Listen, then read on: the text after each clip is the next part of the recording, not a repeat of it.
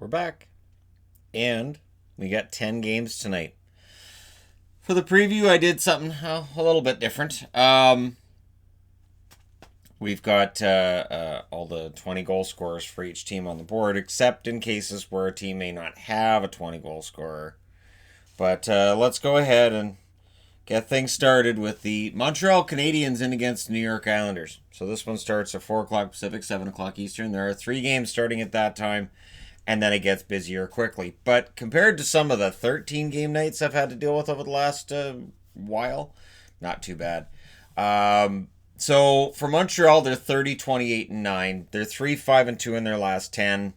Their playoff hopes are really dashed if you're a fan. You've likely resigned yourself to it. I think management has too. But for the guys going out on the ice, that effort still has to be there, and they have to think about next season. And who knows? Maybe Toronto gets cold again, that kind of thing, right? They're 16, 12, and 3 on the road.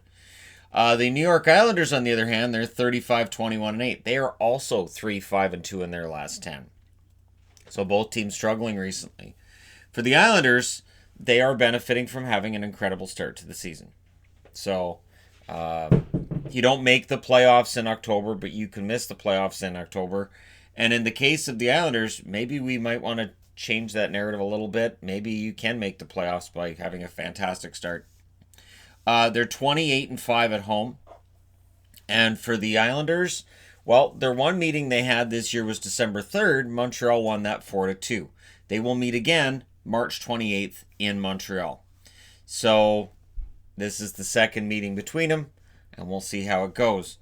Goaltending, Price 26, 23, and 6. He has a .910 save percentage. Lindgren with a 2-3 record now, .884 save percentage. I think Lindgren's earned himself a start or 2 more before the end of the season. We'll see what they do, though. Varlamov has been the better of the 2 goaltenders for the most part. In New York, he's 19, 13, and 5 with a .917 save percentage. Thomas Greiss is 16, 8, and 3 with a .916 save percentage. Goal scoring, goals allowed, well, goals for. Montreal's at 2.97, goals against 3.08. The Islanders 2.78 goals for and 2.0 goals against per game. 20 goal scorers on the Montreal Canadiens.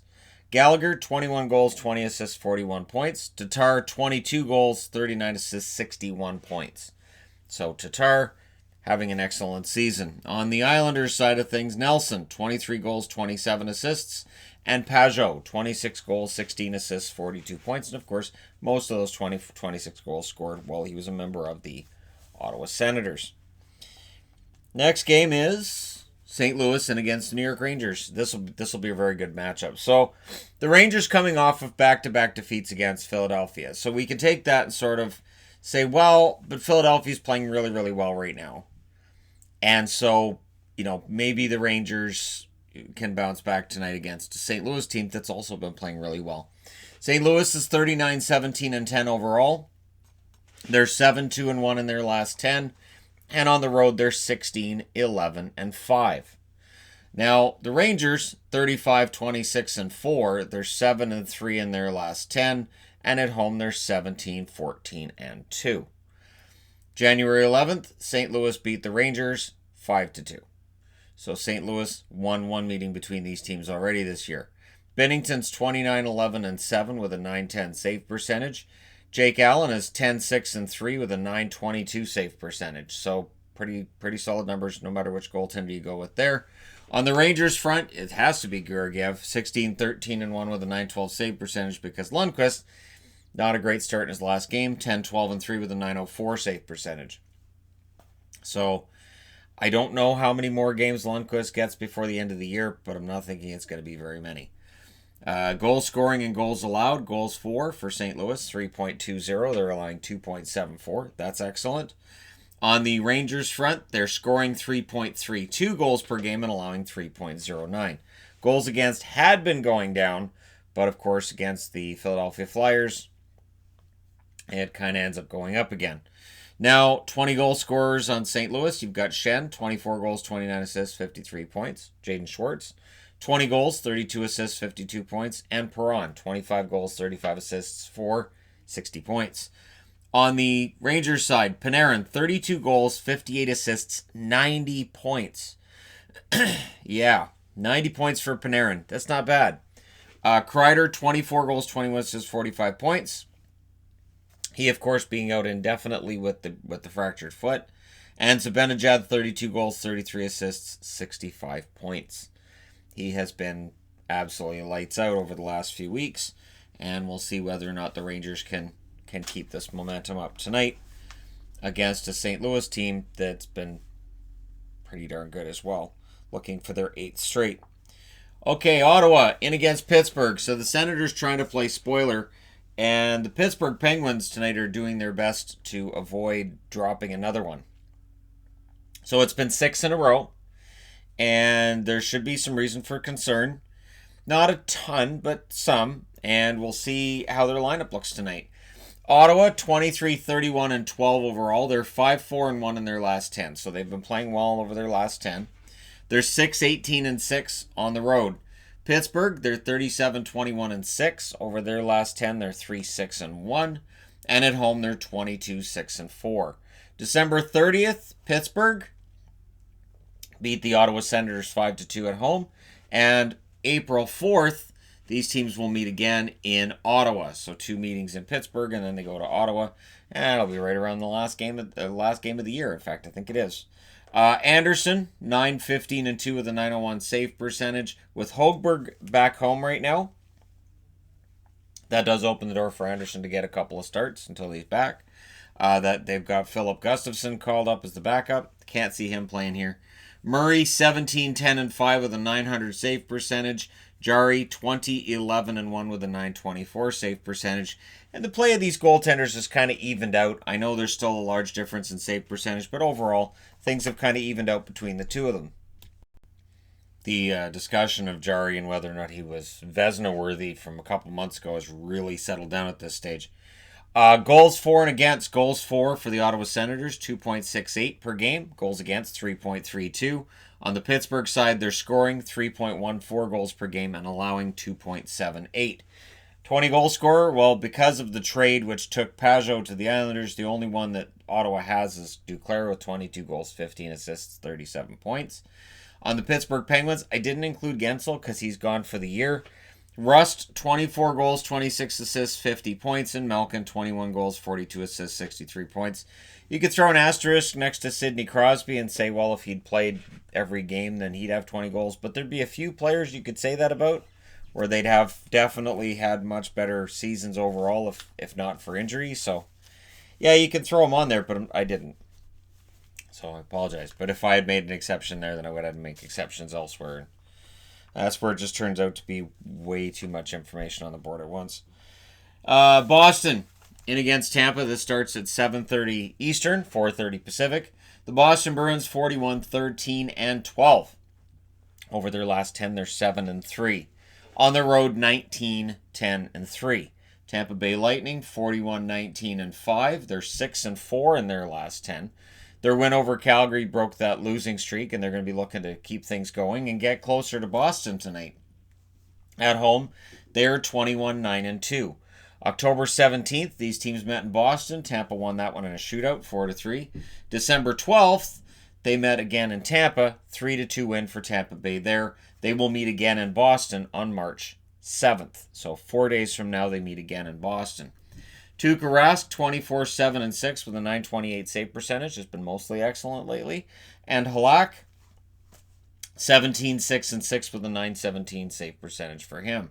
On the Tampa Bay side of things, Vasilevsky, 33, 12, and 3 with a .914 save percentage. I will say, Vasilevsky with his numbers right now, I don't know that he wins Vezina. I think that losing streak, I think that hurt him. McElhinney, 8, 7, and 2 with a .908 save percentage. Goals for and against. Goals for Boston, 3.30. Goals against, 2.42. On the Tampa Bay side, they're scoring more per game, 3.51, but they're allowing more, 2.82. 20 goal scorers, well, for Boston, it's exactly who you'd expect. Bergeron, 29 goals, 25 assists, 54 points. Marchand, 27 goals, 56 assists, 83 points. And Pastrnak, 47 goals, 44 assists, 91 points. Pretty good season. On the Tampa side of things, lots of 20 goal scorers. Killorn, 24 goals, 23 assists, 47 points. Blake Coleman, of course, most of his goals scored as a member of the New Jersey Devils. All of them to this point, I believe. 21 goals, 11 assists, 32 points. Braden Point, 23 goals, 37 assists, 60 points. Kucherov, 31 goals, 49 assists, 80 points. And we'll consider this a bad season, because crazy. Stamkos, 29 goals, 37 assists, 66 points. And, of course, he's out for most of the rest of the regular season. Still had an excellent season going. We'll see if he comes back by the end of the year. If he can at least hit that 30th goal to get to that plateau, we'll see. I do need to go to board number 2. All right, so we've got 2 games starting at 5 o'clock Pacific, 8 o'clock Eastern, and 2 on this board that start at 5:30 Pacific, 8:30 Eastern. So by 5:30 my time, 8:30 Eastern, you've got 8 games on at the same time. So it does get kind of busy, kind of fast. Now, Nashville will be in against the Minnesota Wild. Nashville 32-25-8, and they have to shake off what happened last night quickly. They're still 6-3-1 in their last 10, and they do tend to be better on the road than at home. They're 16-11-4 on the road. Minnesota 32-26-7. They're coming off of that loss against the Washington Capitals, but they're 6-3-1 in their last 10 as well. 18-11-5 at home. These teams have met twice, both times in Nashville. October 3rd, Nashville won that meeting 5-2. October 24th, Nashville shut them out 4-0. So it's been a pretty favorable matchup for the Predators. Their next meetings, March 15th at Minnesota, and then April 4th at Nashville. Pekka Rinne, he had a rough night last night. You've got to go with Saros tonight. He's 18-14-4 is Rinne with an .895 save percentage. Saros 14-11-4 with a .907 save percentage. These guys were very close before last night. They're not that close now. On the Minnesota side of things, Stalock 18-10-4 with a .909 save percentage. I would expect him to play most of the games from here. Dubnyk's 11-15-2 with an .892 save percentage. Goals for is exactly the same between these two teams, both of them scoring at a rate of 3.14 per game. Because of last night, now Nashville is allowing 3.21 goals per game. I think that went up by .07 because of one game. And Minnesota's allowing 3.12 goals per game.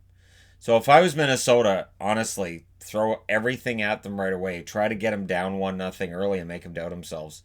They've got to be coming into tonight with some doubt in their mind somewhere, and you've got to try to exploit that. No 20-goal scorers for Nashville. The closest you get are Forsberg with 18 goals, 25 assists, 43 points, and Bonino with 18 goals, 17 assists, 35 points. We'll see if either of them gets 2 goals tonight. On the Minnesota side, Parise, 23 goals, 19 assists, 42 points, and Fiala, 20 goals, 29 assists, 49 points. What a coming out party this has been for Fiala. So even if Minnesota does fall short in their goal to reach the playoffs, Fiala's had an amazing season. So he's really had an amazing year. Somewhere Paul Fenton's going, see, I knew what I was doing. All right, next up, Buffalo in against Winnipeg Jets. So again, 5 o'clock Pacific, 8 o'clock Eastern. And for Winnipeg, this is a must-win game. And I heard it said yesterday it's probably a bit early for must-win games. No, it's not. It is absolutely not too early for must-win games in March. If you're in March going, it doesn't really matter, then good luck making the playoffs. This is going to be tough in both conferences. Now, Buffalo are 29-28-8. They're 5-5 in their last 10. They're playing for pride. And so far, it's had mixed results. They're 10-18-4 on the road. Again, their road record is an issue. Look at it this way. They're 10-18-4 on the road. Meaning that at home, they're 19-10-4. So yes, the road record for the Buffalo Sabres has completely taken them out of the picture for the playoffs. If they were 14-14-4 on the road, just that, you'd have 8 more points. So it's absolutely hurt them. Now, Winnipeg isn't great at home. That's where it gets tricky. They're 33-28-6 overall. They're 4-5-1 in their last 10. At home, they're 17-14-3. On the road, pretty good. At home, So we'll see how things go tonight. February 23rd, Buffalo won this matchup 2-1 in Buffalo. So don't take Buffalo lightly or that can happen. Carter Hutton, 12, 12, and 4 with an 898 save percentage. Johansson's 1 and 2 with an 899 save percentage. I think one of the storylines with Buffalo that's emerged is Johansson might be a viable contender for backup spot next year to Ullmark. I would think Ullmark and Johansson would be the two you'd keep out of the three. No offense to Carter Hutton, but due to age and just this year's results, I think he would be the one they'd move on from. Hellebuck, 27, 21, and 5. He has a 919 save percentage. He may very well be the front runner for the Vezina right now in many's eyes. And I know mid-season he was second, I think, in the overall polling amongst the voters as to who would win the Vezina. So we'll see if now he's achieved top spot or not. Brossoit, 6, 7, and 1 with an 895 save percentage, has had encouraging results in his most recent starts as the backup. Now, goals for and against, goals for per game for Buffalo, 2.88, goals against, 3.12. On the Winnipeg side, 2.95 goals per game and 2.92 against.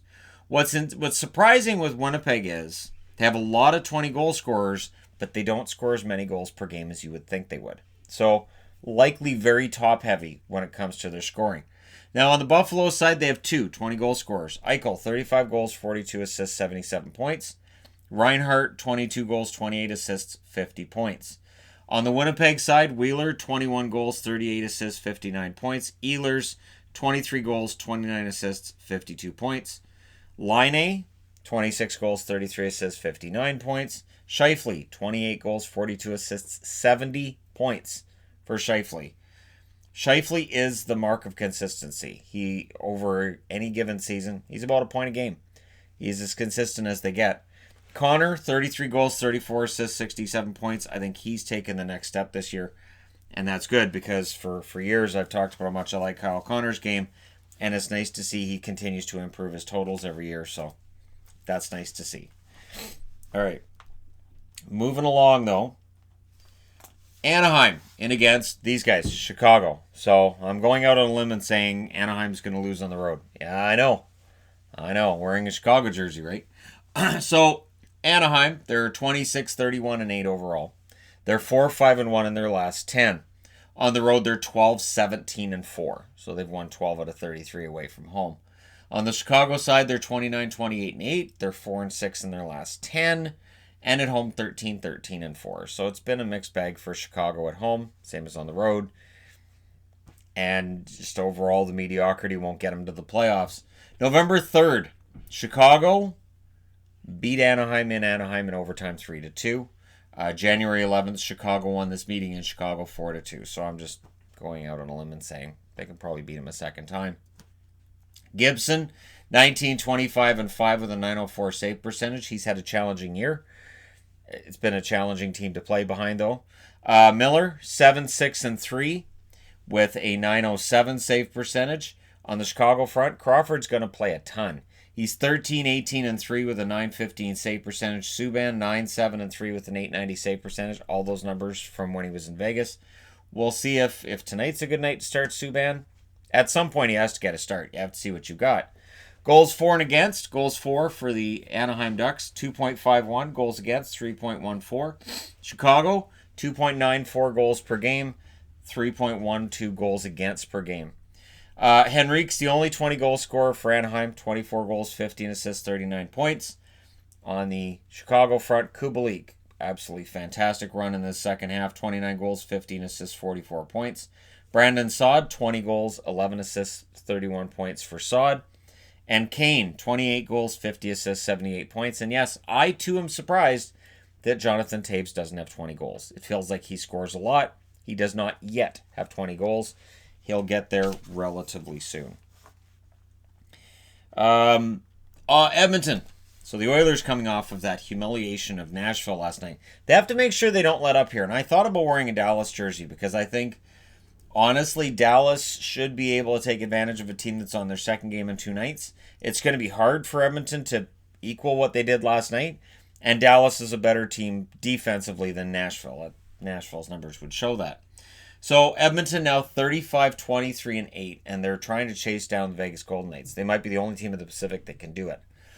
In their last 10, they're 5-3-2, and on the road, they're 19-13-3. On the Dallas front, 37-21-7 overall. They're 6-2-2 in their last 10, and at home, they're 19-10-2. November 16th, Dallas won in Edmonton, 5-4 in overtime. And December 16th, Edmonton won in Dallas, 2-1. So, yeah, we'll see. Smith, 19-10-6 with a .905 save percentage. Koskinen, 16-13-2 with a .911 save percentage.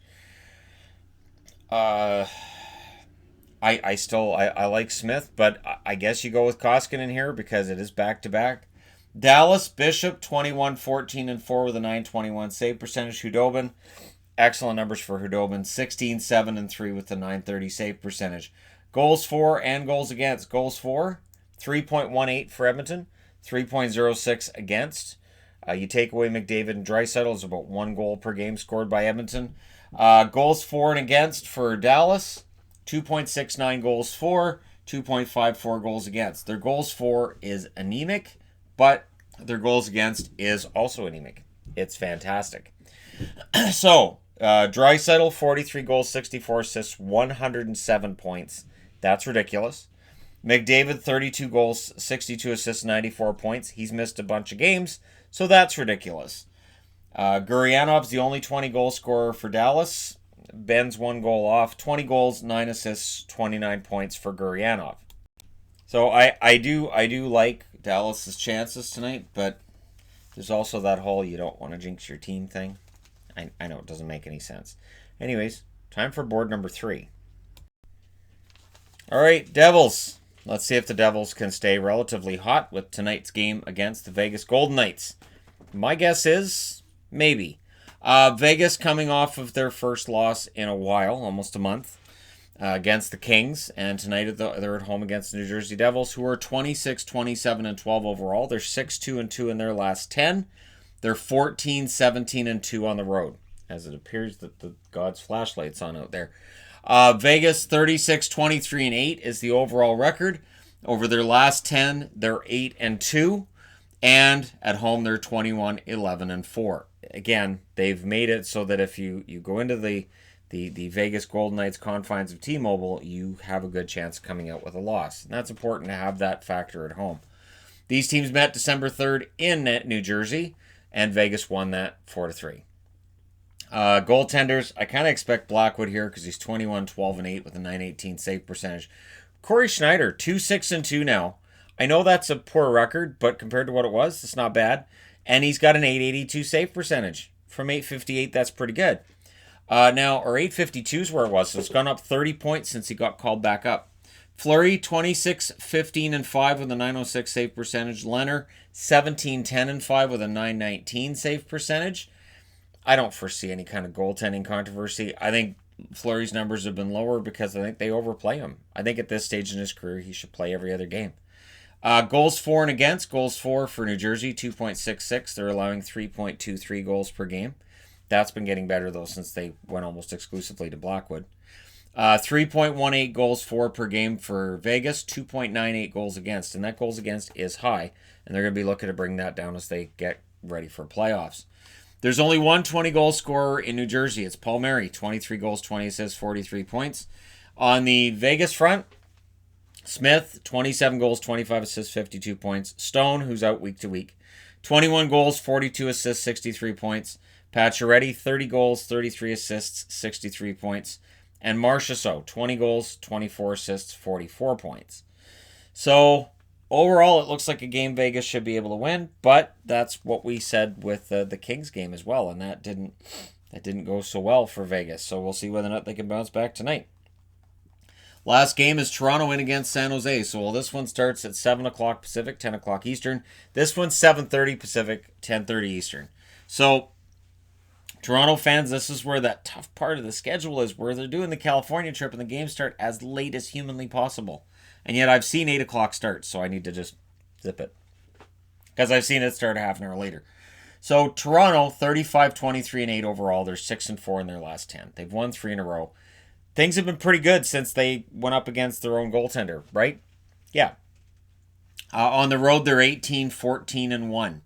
On the San Jose side, 28, 33, and 4 is the overall record. They're 4-6 in their last 10, and at home they're 16, 15, and 1. October 25th, Toronto won this meeting at home 4-1 over the San Jose Sharks. So, it's happened before. The Toronto's beat these guys, but let's see if they can do it on the road or not. And Toronto does have a decent road record, so we'll see. On the Toronto side of things, Freddie Anderson, 28, 13, and 6 with a 906 save percentage. Campbell, 11, 10, and 3 with a 904 save percentage. You would have to think during this road trip, Campbell gets at least one start. On the San Jose side, Jones, who's had a decent enough run lately, he's 16, 19, and 2 with an 897 save percentage. Dell, 12, 14, and 2 with a 907 save percentage. These two have evened up now as we get towards the end of the season. Goals for and against. Goals for Toronto, 3.52. They're allowing 3.24. That's a combination of 6.76 altogether, which is one of the highest combinations you're going to find in the league. Now on the Vegas is there. This is San Jose. Goals for, 2.57. Goals against, 3.20. So they're allowing too many and they're scoring too few, but they're still allowing fewer per game than New Jersey or Toronto on this board. So for San Jose, it's not as bad as it could be. 20 goal scorers, Toronto has a bunch. Hyman, 21 goals, 16 assists, 37 points. Amazing season for Zach Hyman. Matthews, 45 goals, 32 assists, 77 points.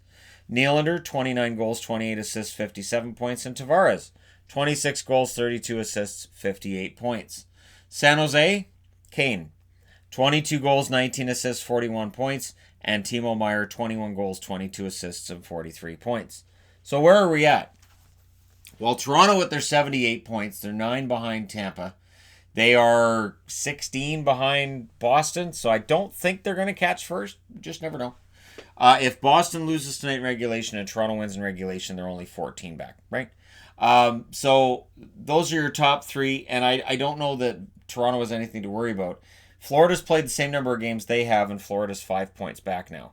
Montreal is 9 points back, and the Sabres are 12 points back now. So that's pretty much settled that they should be third. I can't see a situation where they completely collapse and somebody else behind them gets really hot. Now in the Metro, you've got the Capitals with 84 points. They're one ahead of the Flyers, who have 83, who've kind of just gone on this huge streak. Pittsburgh, 80 points for them. They have played one less game than the Flyers, but they can't pass the Flyers because you can only get 2 points in one game. The Islanders are your number one wild card with 78 points. They've played 3 fewer games than Columbus, who also have 78 points.